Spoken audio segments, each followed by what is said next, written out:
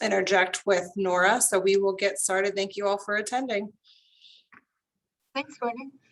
Yes, I do. I wanted this to be interactive. I actually had thought it was in person, but I do want to hear from you guys about what you're experiencing and thoughts you have. So please feel free. I didn't want to put this in presentation mode. I just want it to be a more of an interactive session. So please feel free to unmute yourself at any time and jump in, or like Courtney said, if you're more comfortable just sending something through chat, please do that as well. So I'm guessing you're all painfully aware of what's going on in the industry right now, and it's probably worse than anyone remembers, no matter how long you've been doing this. So I'm going to start first with the bid versus cost. And this is actually what I want to hear from you guys as far as what you're doing with your bids, particularly on competitive bid public projects. So according to the AGC, bid prices are only up 1.7%, while costs are up 12.5%. And thankfully, lumber finally is starting to come down, but still quite a bit higher than pre-pandemic numbers. Steel's still up 67%, brass and copper up 49%, aluminum up as well. So I don't know if anyone on the call is willing to talk about what you guys are doing with your bid prices. Are you holding them just because you know you want to stay competitive and you're willing to take a risk with the material escalation costs?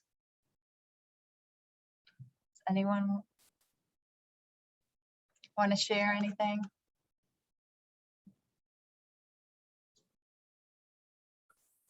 Courtney, I'm sorry, Nora, this is Ken Flessy with Panzeca. I can. I think that what you're looking at there was the 1.7 from the AGC was a few months ago based on an April chart that they were doing. Yes. Yes, you're going to see the bid prices have risen in our marketplace, because we're seeing a lot more. If you're following some of the markets, we're starting to see a lot more bids being rejected that have been on the open and hard bid market. A lot of the ownerships right now that we're dealing with, that we always have to come back to, is we're dealing with a lot of people that are actually asking us to go back in and try to value engineer some of the costs to get closer to where we've established estimates in prior phases of the construction documents. We've been able to see that? No. We've been consistently, basically what we've seen for the last one there, your cost of being up 12.5%. We're starting to see the market actually trail at that point right now. Okay, so you are seeing bid prices now up about that same amount? Yes, we're starting to see, we're in both the open and the CM markets, we are seeing that we have seen costs well above the normal, what they would do for where the normal rule was in the hard bid cost. If you were above 10%, they weren't going to go forward with the project. Right. We're seeing a lot more of those projects recently just come back out for rebid that were basically July, August, early September. We saw a lot of jobs that we were tracking that we thought, okay, maybe we'll go and place a hard bid there.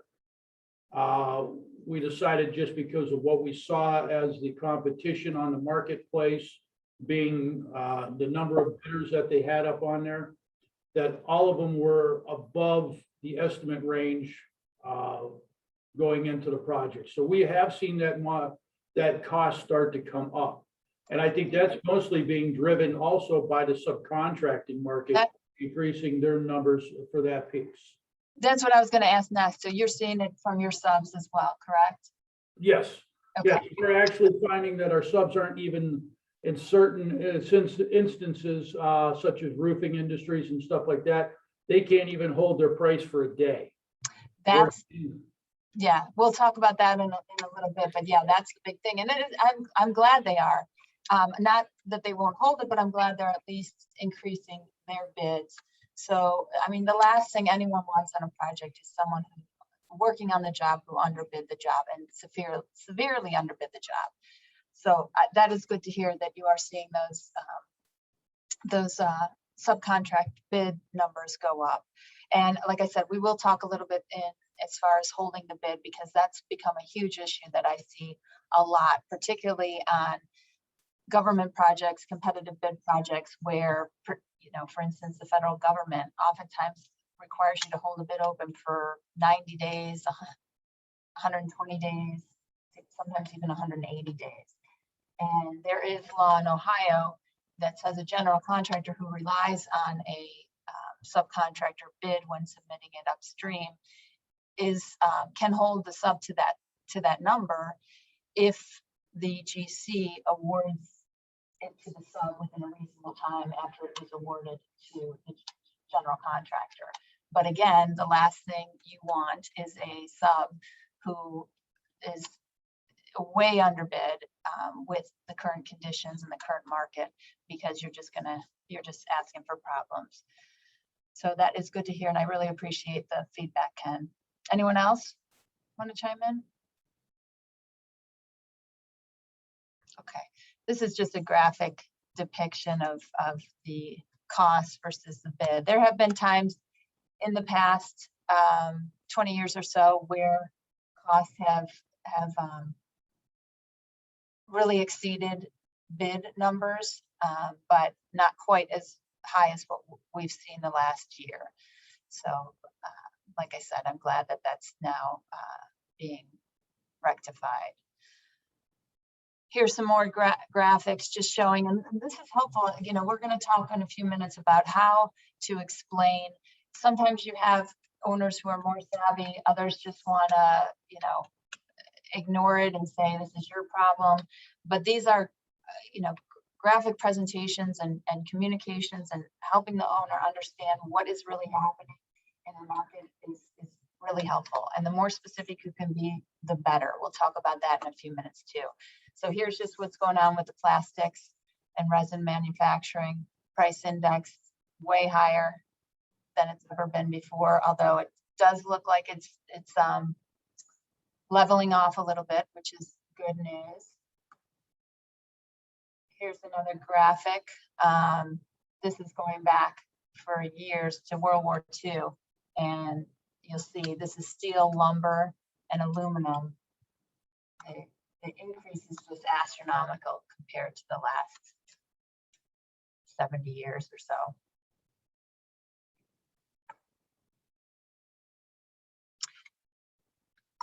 The huge increases over short periods of time, and that's the other thing that's so crazy right now, is just the volatility and the unable to predict what's going to happen in even the short term.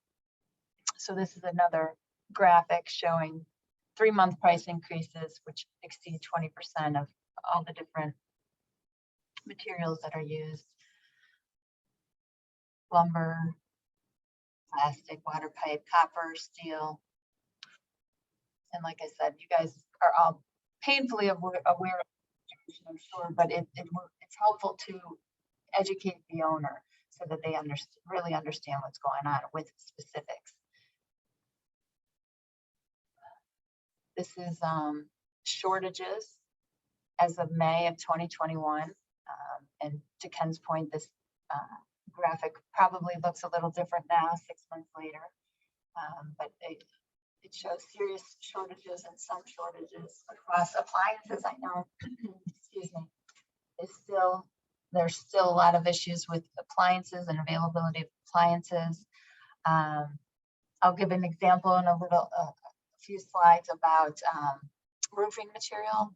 I have one client that just cannot get anyone to commit to roofing material. They just blatantly say, I can't give you a price. I can't hold you a price. I'll give you the price when it delivers. I'll tell you what it is now. And when the product delivers, I'll tell you what the actual price is going to be. So what's causing it?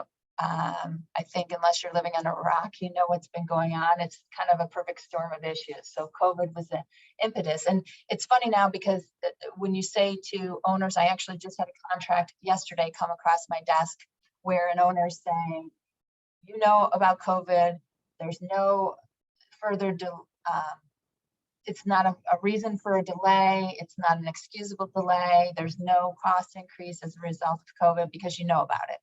And I've seen more in the past 2 months, more problems due to the COVID supply chain issues than I have since the original shutdown that first month. After that, everything was back up and running, and now we're seeing the long-lasting effects. Compounding with that is some extreme weather, the frost and freezing temperatures down in Texas and Alabama and Louisiana. Last year, wildfires affecting the lumber trades, flooding. There was an earthquake in Japan that affected the microchip industry. And then labor shortages, not just on the actual projects, but in the manufacturing plants that are affecting supply issues. Freight delays, everything from the backup of the Suez Canal, and then also just general freight delays. I mean, finding trucks and transportation is more and more difficult. I read something that there's, the ports in LA and San Diego, where, ships, when freighters would be waiting a day or two, now they're waiting 10 or 12 days to get into the port. And then tariffs as well, causing issues. So when is it going to end? Most predict that we're going to see another full year of this, if not longer, with additional cost increase and for both materials and labor. So that should say actually material up another 5 to 10% and labor up another 3 to 6%. And that's just what we know now. So there are further unknowns. There could be more catastrophic weather. It seems to be happening more and more frequently. There could be more COVID variants. I'm still always shocked to see how rampant it still is and how much, hospitalizations are still going on, because, in my little world, it seems to have calmed down extremely well, but that's not the case, and it's certainly not the case worldwide. So there are concerns there, whether there might be another shutdown. I think I read that it was the Netherlands that was actually considering another shutdown for a week or two. Now, that's not a big construction material manufacturing spot, but I don't know if there are other countries that are considering it as well. And then government action, like I said, if the government chooses to shut down. But that might give you an opportunity as far as your contracts go, if that's the case. I do not see that happening in the US, but it's something to be mindful of. So what should you be doing? Like I hinted to, communication is essential. You need to keep everyone informed. The more informed an owner is going to be, the more understanding. And same with whether it's upstream or downstream. And keep people informed with very specific information, as specific as you can be. You don't want to just generally say, we can't get material, we're experiencing delays, we don't have any laborers. Just be as specific as you can. Say, listen, we have 5 of our HVAC laborers out today because they're being quarantined or they tested positive. We're not going to have them back till next week. We cannot get a certain material. Don't just say generally you can't get material. Be as specific as you can, because that lends credence to what you're saying.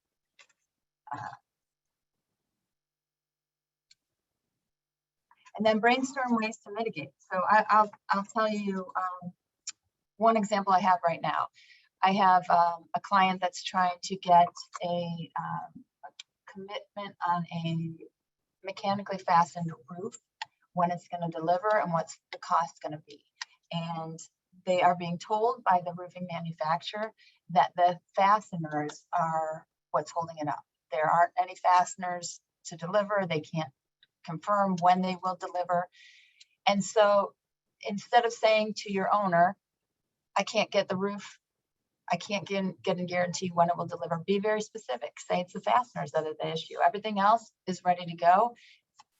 And then what can you do to mitigate that? So maybe the owner says, well, let's go to an adhesive roof system and forget the mechanically fastened. That way we don't have to worry about the fasteners.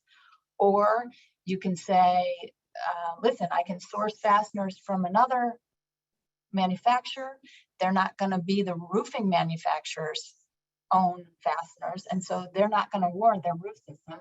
Now, maybe as a general contractor, you think, okay, there's no way the owner's going to agree to waive a manufacturer's warranty by using different fasteners, but you don't know that, and so you tell them. And like I said, brainstorm ways to mitigate, because maybe if your owner is a developer, they'll say, hey, listen, I actually don't care that much about the roof warranty. I plan to sell this property within a year. I'd rather get it up and running, generating income, and then I can sell it. The lack of a roof warranty isn't going to deter buyers. It's not something I have to disclose, and it wouldn't affect the purchase price very much anyway. What will affect it more is if I'm not generating income. So it's really important that you, like I said, be as specific as possible, share all the information you have with everyone involved, and brainstorm ways to get around it, because you never know what might work. Don't make assumptions. Nora, I've got a question. Okay. What is the success rate of getting price escalation clauses into contracts? I have had a lot of success. It's not something people really thought about, a year ago, but I have been very careful with that, especially in the last 6 months and last 12 months, including that, and have not gotten a lot of pushback from owners at all. Now that's private projects. Public is a different animal, but even on actually federal jobs, the federal government that I've seen has been very understanding, and in all but one instance has allowed material price increases and escalation. Now it's on a federal job, it's going to be specific to the contracting officer. And right now I'm dealing with one who's just being stubborn. So we'll most likely have to file a claim. But I think once it gets over that, the CO's head to the next level, that we'll be successful in getting that. Because like I said, it's happening. We're getting approval for material cost increases on so many other jobs that I would be surprised if the federal government wouldn't recognize this is, it's a younger CO, I think, trying to prove himself and not really understanding what the situation is.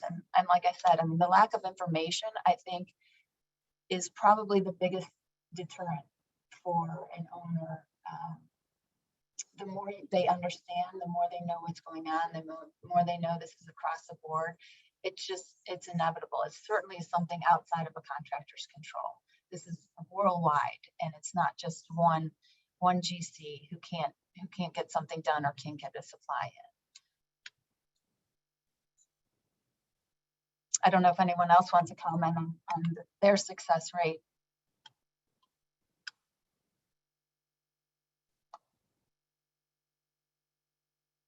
All right, then I'll move on. I divided this into 2 sections really, because it's what do you do prior to bid and what do you do after contract signed. So hopefully you don't have too many more projects that you're finishing up that do not have a provision relating to material price escalation. When this pandemic started, I would say most contracts probably did not have a provision about material price escalation. The consensus docs are one of the few standard form of agreements that have a provision about it. And, at least in my world, the consensus docs are not very prevalent. So I have been fortunate that many of my clients, it hasn't been an issue until recently. And since we have been adding the material price escalation for the last 8 to 12 months, they are mostly protected. So if you are bidding on jobs now, you absolutely need to negotiate a material price escalation provision. It is really critical. And like I said, if the owner understands what is going on, I think you are in a much better position to negotiate that. You need to arm them with all the information you have, charts, articles, anything you could get real real life. I mean, show them your bids from 2 months ago versus today and how different they can be. And then communicate with your subs and suppliers too. Are they adjusting their bids? As Ken was saying earlier, it looks like they are. So you certainly, and especially in a competitive bid situation where a lot of public owners do not have price escalation provisions, you want to make sure you're communicating with your sub or supplier to see, are they tacking a certain percentage on to their bid in the anticipation that prices are going to continue to increase. Should you do that in your bid? You've got to stay competitive or you're not going to get the job. So you really have to communicate with your subs and suppliers about what they did. If they added, if they marked up their bid just for the cost escalation, and whether you need to separately mark up yours as well. One great tool that we have in the private contracting world is a contingency fund.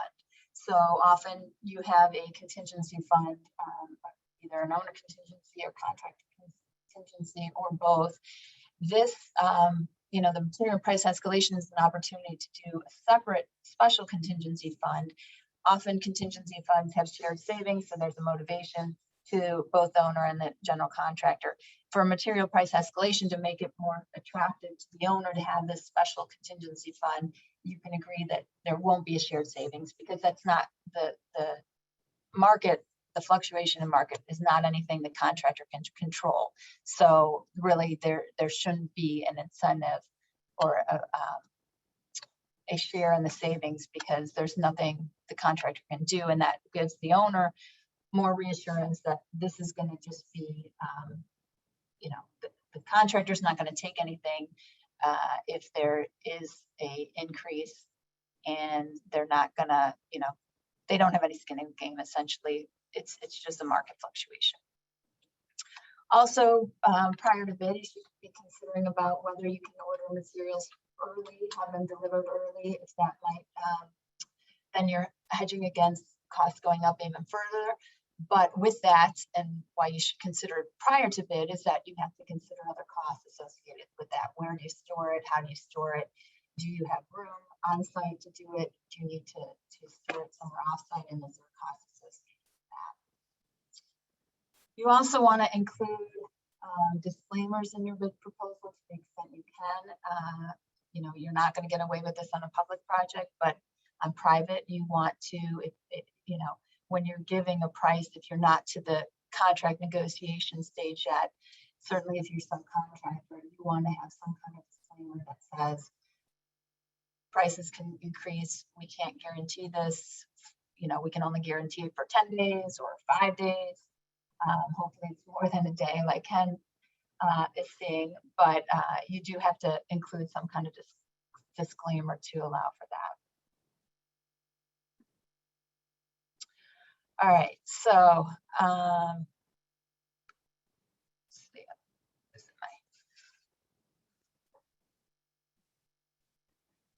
also on public projects, I would even suggest raising the issue in a pre-bid meeting.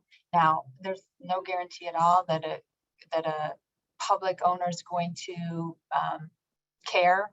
They tend to just want to ram it down the contractor. But I would be interested to hear from Ken or anyone else if you have been talking to public owners about it. I mean, you talked a little bit about it, Ken, and it sounds like everyone's been over the engineer estimate or whatever the estimate that the owner thought it would be, and so they're having to go out and rebid.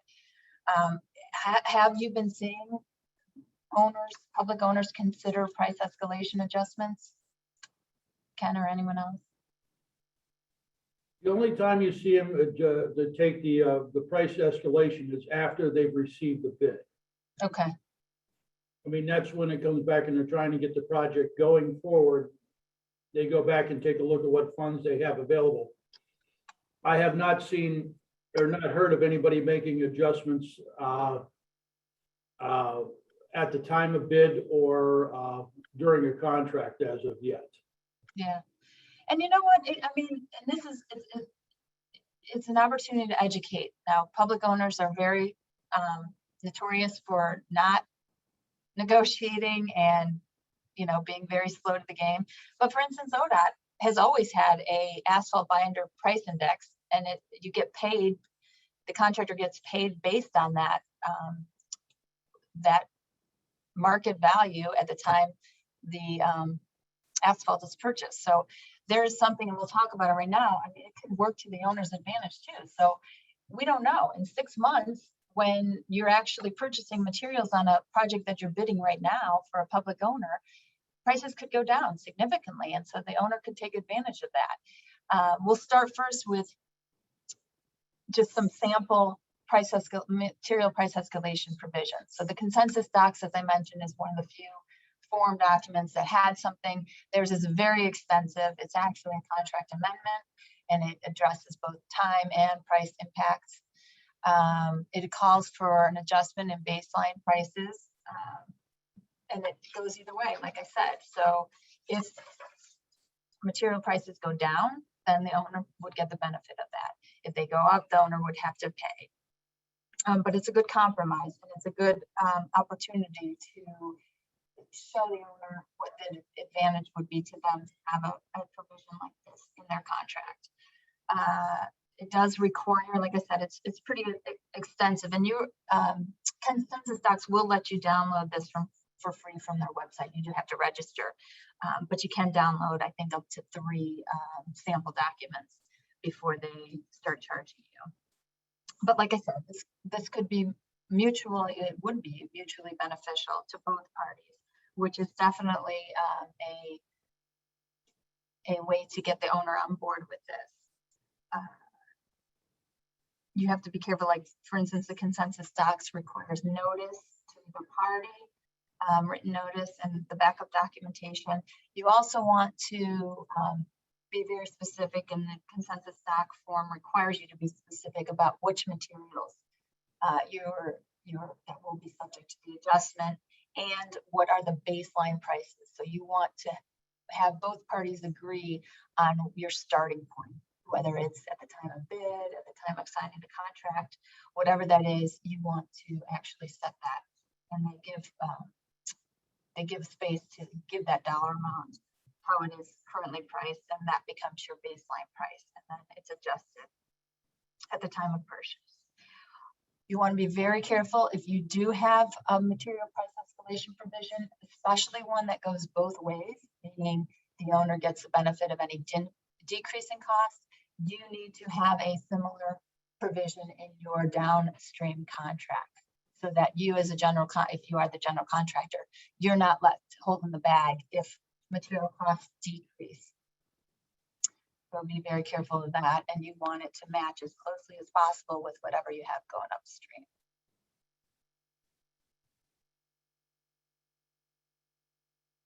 So the consensus docs is a very thorough, long, it's a separate, as I said, a contract amendment, and then it has an exhibit to the amendment, but you don't need to go that far. You can just do something very, very simple.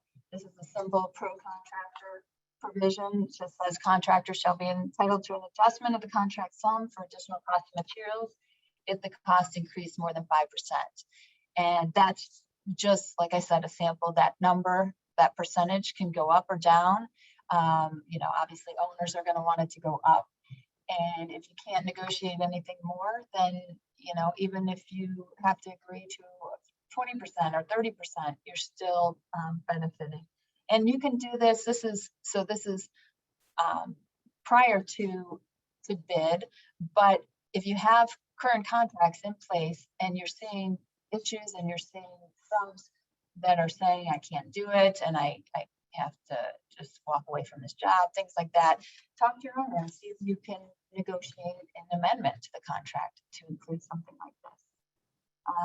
For these types of provisions, I would suggest that you avoid ambiguous terms like significant increase or material increase, because you don't want to have to fight about what that is, what is significant, what is material. So putting an exact amount like 5% or 10% is the best way to go. You want to have an agreed upon date for the baseline. So in this provision, it it's at the time the agreement is executed. It could be at the time the bid or a date certain. If you submitted the bid on November 16th, 2021, just put that date in.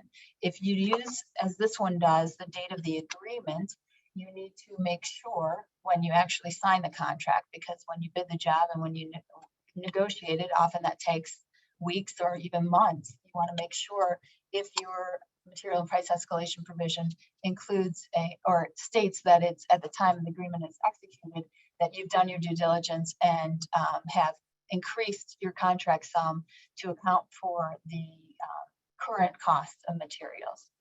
So be careful of that as well. And then, like I said, so consensus tax is one extreme. This is completely other extreme, and you can be anywhere in the middle. You can have a simpler form that allows both an increase and decrease, which this one doesn't. This one's just simply pro contractor, where you get an increase if the materials go up more than 5%, but there is no downward adjustment if the cost of materials goes down. And like I said, the percentage can change, the baseline date can change. There can be many variations to this.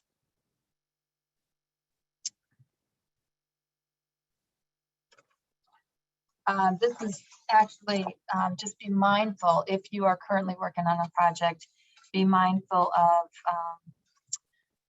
change orders and pay applications. So often there is waiver of claims language through a certain date, the date of your pay application. So be careful of that. This is while you're working on a project. If you don't have a material price escalation provision, be careful of these if you want to later make a claim. I will tell you, and we'll talk about it in the next slide, but it's very, very difficult to make claims. There are a couple legal theories you can try to use, but it's going to be an uphill battle. So, just know that caveat. It's better to try to negotiate something with the owner than try legal action. But in the meantime, make sure you're not waiving any claims through signing off on a pay app. Also be mindful of escalation and change order pricing. So if you are negotiating a change order on a contract that doesn't have a material price escalation provision, you have an opportunity to include that increase right in the language of your change order. So if you're negotiating it now, signing it now, but you're not going to order materials for another 2 months even, or 1 month at this point, because the volatility is so great, you can include some disclaimer in the change order that this price will be adjusted at the time of purchase, or that the price will be the cost of materials at the time of purchase. And also other ways to reassure the owner is to, confirm that you're not going to mark up any cost increase.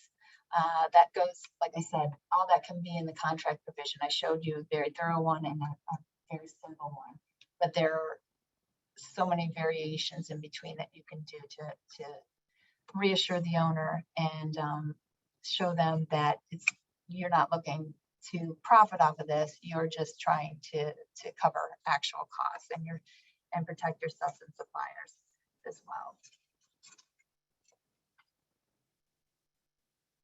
So this actually starts after the contract is executed. And like I said, other avenues of recovery, these are very, very difficult legal claims to make. So I would do whatever I can to talk to your owner, see if there's any way to negotiate some kind of increase, whether it's, you have to eat 50% and they're only willing to pay 50%, that's better than nothing.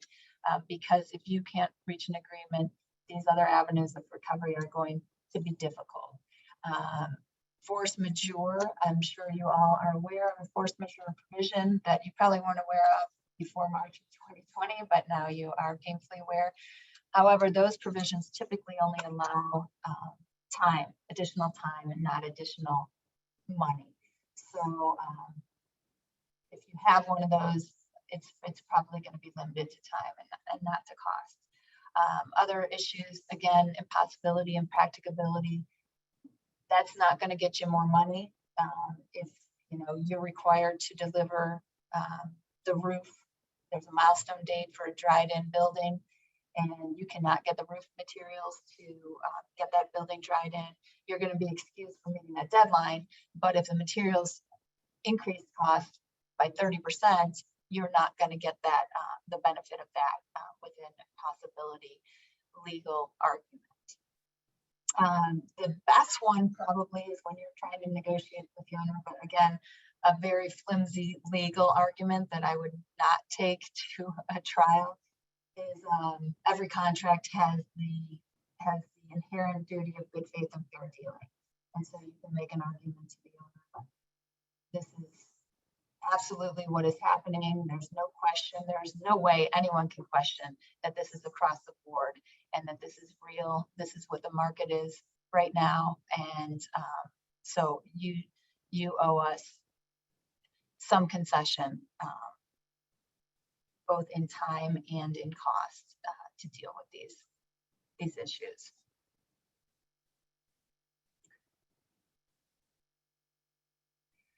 One thing I mentioned actually in these force majeure provisions, there might be a opportunity to terminate your contract, which if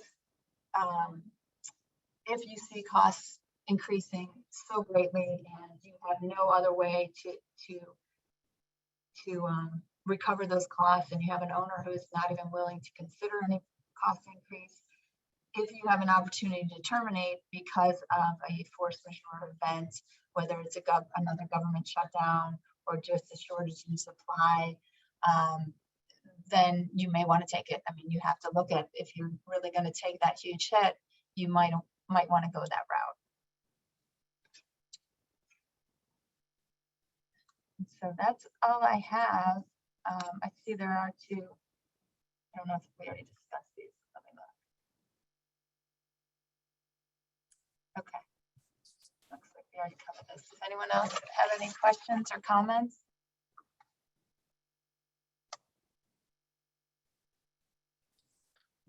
All right, well, thank you, Nora. I mean, if you guys have any questions or comments, please feel free to email me and I will get them to Nora and we'll get you an answer. So we appreciate your time, Nora, and your, guidance on these latest and greatest things in our industry. Thank you for the opportunity.